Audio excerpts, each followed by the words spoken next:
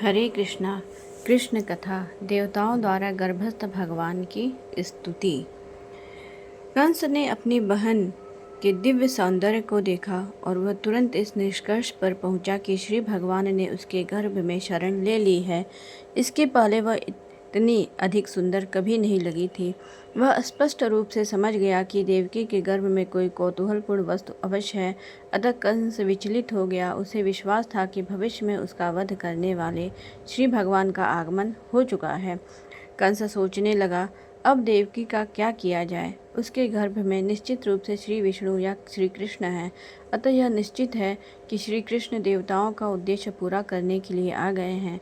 यदि मैं तुरंत देवकी का वध कर भी दूं तो उनका उद्देश्य विफल नहीं हो सकता।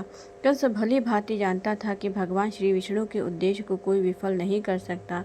कोई भी बुद्धिमान पुरुष जान सकता है कि श्री भगवान के नियमों का अतिक्रमण नहीं किया जा सकता।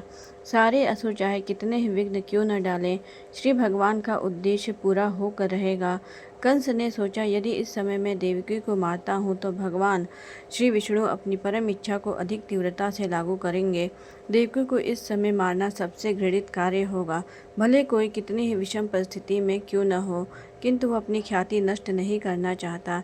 यदि इस समय मैं देवकी को मारता हूँ तो मेरी ख्याति नष्ट हो जाएगी। आखिर देवकी एक अबला है और वह मेरी शरण में है। वह गर्भवती है और यदि मैं उसे मारता हूँ तो मेरी ख्याति, मेरे जीवन भर के पुण्यों का फल तथा मेरे जीवन की अवधि सब कुछ समाप्त हो जाएगा। उसने आगे भी विचार किया।